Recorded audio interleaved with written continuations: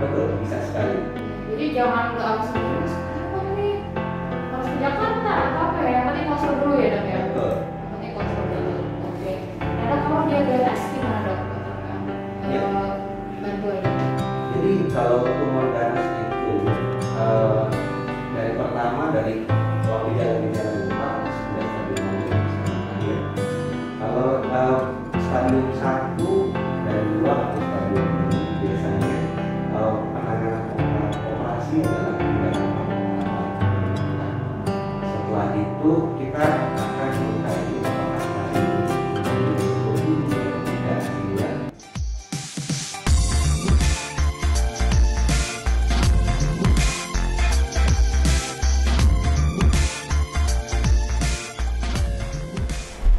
Assalamualaikum warahmatullahi wabarakatuh. Selamat siang pemirsa Linggo Post Channel dimanapun Anda berada. Saya sangat bersyukur siang hari ini kita bisa kembali tatap muka ya. Kita bisa kembali sharing di acara talk show dengan kali ini saya dapat tamu istimewa sekali dari Rumah Sakit Siloam Pari. Kita sapa dulu Dr. Haris. Selamat siang.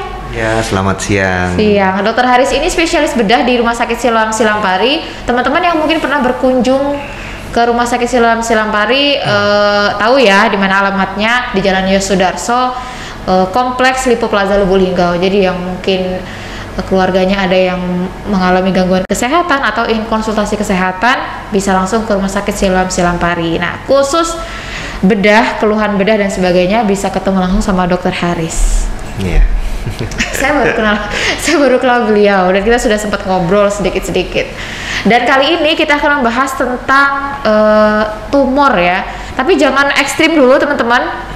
Jadi kalau kita sebut tumor jangan ekstrim dulu karena kita belum tahu sebenarnya seperti apa tumor dan solusinya seperti apa. Dr. Haris nanti akan berbagi ilmu dengan kita. Maka pastikan Anda jangan berpindah ke channel lain dulu. Tetap pantengin di Linggo Post Channel dulu ya. Oke Dr. Haris, udah lama di Lubuk Linggau? Ya, baru sebentar. Ada 1 bulan. Ya, lumayan. Kira-kira segitu. Sudah ada pasien-pasien yang ditemuin?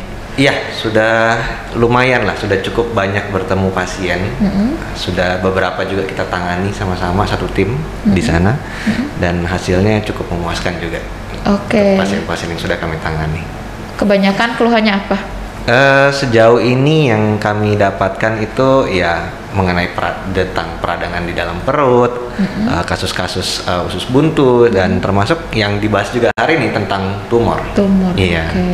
Wah. Sebelum kita bahas tentang tumor, sebenarnya apa sih tumor? Kita akan tanya dulu sama beliau ya. Bisa dijelasin dok? Iya. Tumor itu apa sebenarnya? Tumor ini mungkin pengertian dan pemahaman dari masyarakat luas mungkin mereka memahaminya agak mengerikan ya. Benar, ini penyakit yang menakutkan gitu. Iya. Tapi sebenarnya kalau kita mengerti secara definisi, tumor itu sebenarnya hanya benjolan yang timbul di tubuh, di bagian tubuh manapun, baik yang terlihat, misalkan dari di payudara, di leher, maupun yang tidak terlihat. Misalkan benjolan itu ada di dalam lever. Atau benjolan yang ada di dalam saluran cerna kita, nah itu juga disebut tumor. Gitu. Itu akibat dari pertumbuhan sel dalam tubuh yang berlebihan dan tidak terkontrol. Oke. Per definisi kira-kira seperti itu. Oke. Ini kan kadang-kadang kita kalau melihat benjolan dan tidak sakit, terkadang kita langsung abai ya, nggak sakit kok gitu ya dok ya. Ternyata itu bisa kategori tumor ya dok ya? Iya, jadi intinya semua benjolan yang ada di tubuh kita itu tumor. Berarti jangan nunggu sakit? Betul, jangan nunggu sakit. Begitu, harus segera konsultasi. Betul, karena tidak semua benjolan itu sakit. Benar. Justru yang menjadi salah satu tanda untuk bagi kita aware atau waspada untuk kita bawa periksa ini adalah tanda pertama bila ada benjolan. Benar. Kebanyakan dari pasien-pasien dokter, kalau dia perempuan biasanya apa dok? Apa ketiak, apa di payudara atau di leher gitu? Iya, kalau untuk wanita memang yang paling banyak dikeluhkan adalah benjolan di payudara, itu yang paling umum. Yang lain adalah benjolan di leher atau di ketiak atau di bagian tubuh lain yang terlihat biasanya, itu yang banyak dikeluhkan. Dan itu kategorinya macam-macam ya, ada yang ganas, ada yang enggak gitu. Ya, dari situ nanti kita bisa akan telusuri lebih lanjut apakah benjolan tersebut yang kita sebut tumor itu tergolong jinak atau ganas. Nah, itu gimana bedanya tuh, Dok? Nah, iya. Jadi jinak atau ganas itu bisa dibedakan dari keluhan pasien. Oh, ya. iya. Yang pertama, apakah benjolan tersebut membesarnya lambat atau membesarnya cepat. Nah, semisal kalau misalkan tumor jinak, itu biasanya pasien akan mengeluhkan tumornya itu membesar secara perlahan-lahan. Jadi biasanya mereka mengeluhkan, oh benjolannya sudah 2 tahun yang lalu, sejak 2 tahun yang lalu atau 3 tahun yang lalu, dan membesarnya perlahan-lahan sehingga pasien biasanya tidak terlalu menyadari kalau ada benjolan. Berbeda dengan tumor-tumor yang sifatnya ganas, mereka akan mengeluhkan biasanya, oh benjolan ini baru saya sadari kira-kira 2 bulan yang lalu atau 3 bulan yang lalu atau malah sebulan yang lalu. Iya. Begitu, itu salah satu penanda awal bahwa oh ini tumor bisa dibedakan jinak atau ganas dari kecepatan tumbuhnya. Oh. Begitu. Berarti kita sebagai apa ya, yang dikasih karunia tubuh yang sehat ya, harus lebih aware ya. Maksudnya kalau ada benjolan ya harus dilihat bener-bener, kalau perlu dicek terus ya, Dok ya. Iya, betul. Jadi kesadaran terhadap diri sendiri itu sangat penting buat pasien. Karena itu yang membawa mereka dan membuat mereka untuk mau periksa ke dokter. Oke. Nah, ketika kita ke yang jinak dulu ya, Dok. Iya. Ketika kita menghadapi pasien yang punya kanker jinak, itu kita kan tetap pengen ada harapan hidup ya. Iya. Maksudnya jangan sampai mereka ketika divonis tumor, maaf ya, tumor jinak atau tumor ganas, lalu feel-nya jadi down. Nah, itu gimana, Dok? Pernah ada pengalaman sembuh atau gimana gitu pasien yang kita konsul ke kita? Iya. Jadi untuk tumor jinak ya. Jadi tumor jinak itu sebenarnya pengobatannya sederhana. Ya. Tumor tersebut hanya perlu dioperasi dan diangkat, dan setelah diperiksa ternyata hasilnya jinak, maka pengobatannya selesai sebenarnya. Kita hanya tinggal mengobati luka pasca operasinya saja sampai sembuh, tetapi tumornya sendiri tidak perlu ada pengobatan lebih lanjut. Iya. Karena baik tumor jinak maupun tumor ganas, terapi atau tata laksana definitif dan pastinya itu adalah yang pertama adalah mengangkat tumornya. Ya, melalui proses operasi itu. Seperti itu. Diangkat akarnya dulu yang penting. Oke. Dan bisa di rumah sakit silam ya, Dok? Betul, bisa sekali. Oke, jadi jangan nggak harus mikir harus ke Palembang nih, harus ke Jakarta atau apa ya. Yang penting konsul dulu ya, Dok ya. Betul. Yang penting konsul dulu. Oke. Nah, Dok, kalau dia ganas gimana, Dok? Bantuannya? Jadi kalau tumor ganas itu dari gejala-gejalanya biasanya kita sudah bisa curigai bahwa ini tumor ganas atau tumor jinak. Kalau tumor ganas, tentu kalau dia memungkinkan untuk dioperasi atau diangkat, maka kami anjurkan tumor tersebut diangkat secepatnya melalui proses operasi. Karena kalau sudah terlambat, biasanya kita tidak bisa melakukan operasi lagi untuk mengangkat tumor. Kita hanya bisa mengambil sebagian dari sampelnya saja untuk diperiksakan lebih lanjut.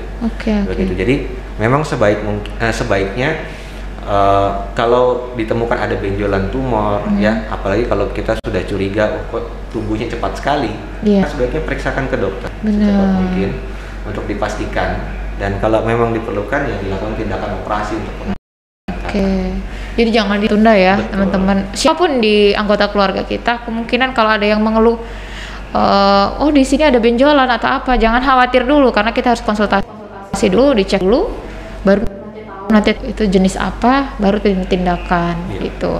Nah, Dok, kan ada tumor yang kadang seperti dalam rahim, di hati tadi ya, dan mungkin di paru-paru juga. Nah, itu biasanya gejalanya kan kita nggak bisa lihat, Dok ya. Nah, itu gimana ketika nggak kelihatan fisik, gitu, nggak ada benjolan, apakah kita jadi makin kurus atau apa gitu biasanya, Dok?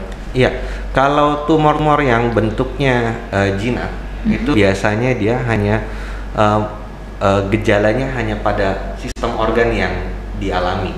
Oh, jadi di bagian itu saja? Ya, jadi misalkan dia tumor pada saluran cerna, dia mungkin hanya menimbulkan apa namanya, gejala mungkin penuh perutnya, begah gitu atau ya? begah, ya, atau gangguan buang air besar. Tapi biasanya dalam stadium-stadium pun dia sudah besar, dia tidak menimbulkan gejala-gejala di sistem organ yang lain.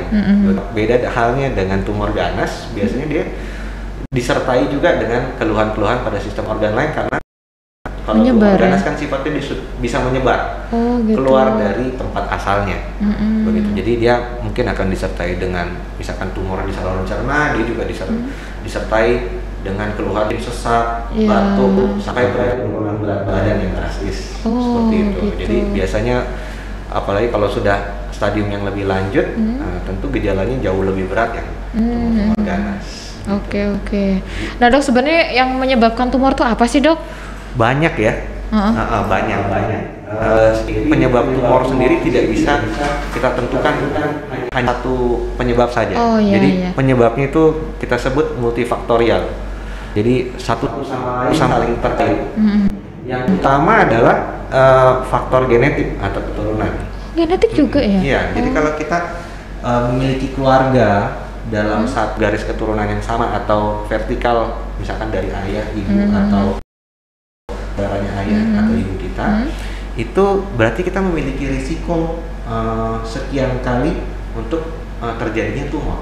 Jadi misalkan kalau ibu kita atau adik atau kakak dari ibu kita ada yang mengalami misalkan contohnya tumor payudara, ya. Jadi anak-anaknya kita sebagai turunan garis keturunan ya, yang level di bawahnya itu ada kemungkinan sekian kali untuk lebih besar terjadinya tumor payudara juga, seperti itu. Bisa dicegah nggak dok? Kalau saya untuk genetik tidak bisa dicegah. Yang paling mungkin dicegah ya kita menikahnya jangan di hubungan keluarga yang terlalu dekat, gitu aja, supaya tidak ada kemungkinan penurunan faktor genetik di antara keluarga yang menderita penyakit tersebut, seperti itu. Berarti bibit, bebet dan bobot harus dijaga. Betul sekali. Sebelum kenalan ada nggak? Tapi jangan kayak gitu ya, jangan ditiru. Terus ada penyebab lain nggak dok? Makanan atau pola hidup atau apa lain? Penyebab yang lain itu yang paling sering adalah makanan dan minuman. Jadi kita sebut intake makanan atau bahan makan atau bahkan minuman yang bersifat karsinogenik itu turut mendukung terjadinya pertumbuhan sel tumor yang berlebihan.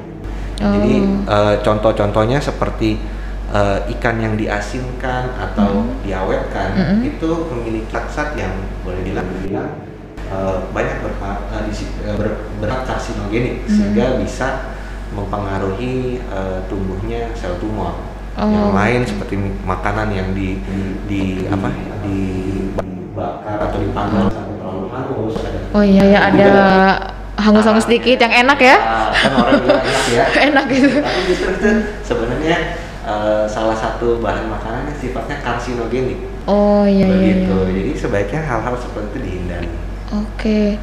Gimana ya menghindari barang enak ya? Kita juga kadang dicari yang praktis ya, maksudnya yang instan gitu dok. Betul. Nggak bisa tuh menghindarin dok. Betul. Ada nggak dok cara lain ya? Selain dari makanan yang enak itu mungkin olahraga atau mungkin kita harus banyak minum apa gitu ya? Betul. Ada nggak dok? Atau sayur dok? Belakangan ini memang banyak diteliti tentang pemberian antioksidan yang ada dalam vitamin dan vitamin itu, atau aktivitas olahraga juga membantu terjadinya proses anti-karsinogenik dalam tubuh, tapi belum ada penelitian yang pasti mengenai itu. Tapi hal tersebut tetap berguna untuk dilakukan. Jadi konsumsi makanan-makanan bergizi, multivitamin dan mineral, serta olahraga yang cukup, aktivitas yang cukup, itu juga banyak membantu dalam mencegah terjadinya tumor. Oke. Dan kalau belajar dari pasien yang pernah dokter hadapi, apakah ada usia-usia tertentu yang rawan gitu dok? Kalau tumor sendiri bisa terjadi di semua usia sebenarnya. Kecil pun bisa? Kecil pun bisa, bahkan usia-usia bayi pun bisa. Oh. Jadi tidak ada usia yang terhindar sebenarnya dari kemungkinan atau risiko terjadinya tumor. Tapi memang semakin tua ya, itu semakin tinggi risiko terjadinya tumor. Oh gitu. Apalagi kalau pola hidupnya ini ya, agak hobi bergadang gitu. Ya, hobi makan makanan yang tidak sembarangan. Iya, sembarangan gitu. Oke, baiklah teman-teman, mungkin kita ada yang mau kita ya sama dokter. Ini kita udah jam berapa nih?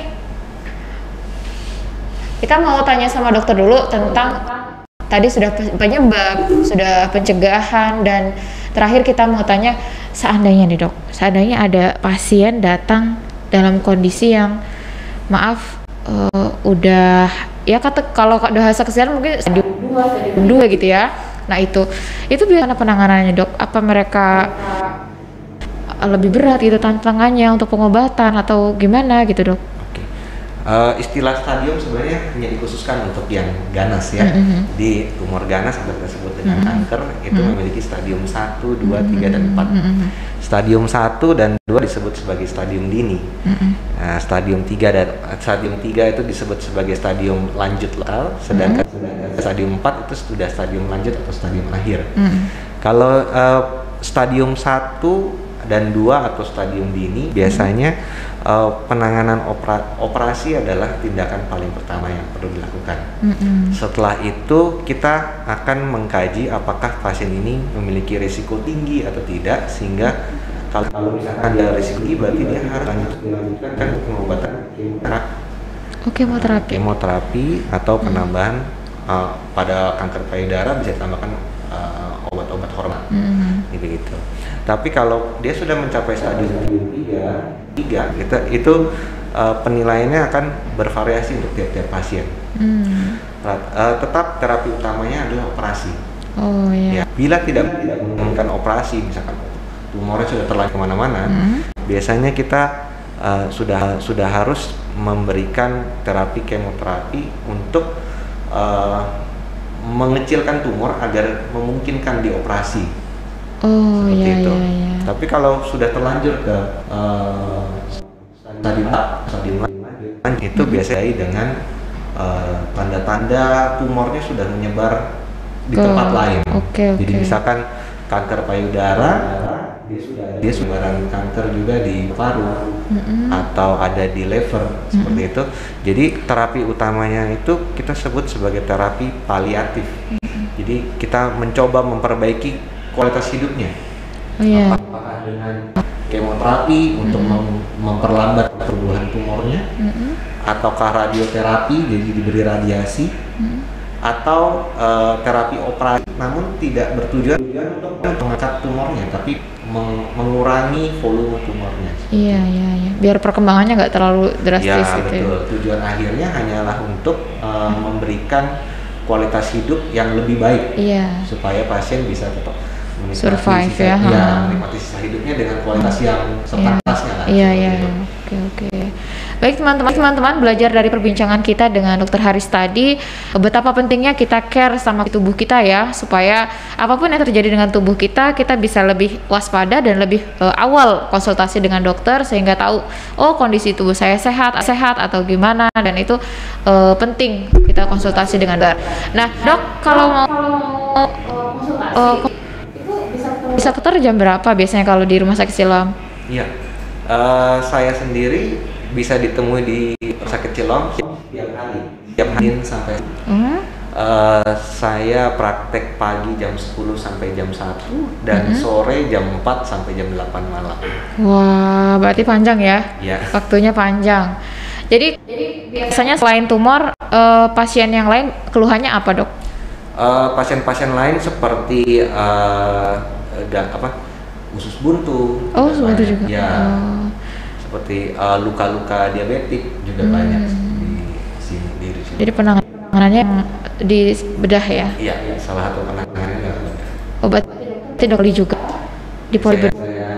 Saya merawat pasien rawat inap di kamar operasi. Masya Allah. Oke teman-teman, itu saja perbincangan kita dengan Dr. Haris. Semoga saja apa yang sudah beliau share ke kita di Linggo Post Channel bisa bermanfaat untuk kita semua. Dan lain kesempatan kita semoga bisa jumpa lagi sama beliau untuk sharing ilmu dengan tema yang lain ya mungkin dok ya. Dokter juga ini akan bertugas lagi. Itu saja, selamat siang. Terima kasih pemirsa. Assalamualaikum warahmatullahi wabarakatuh.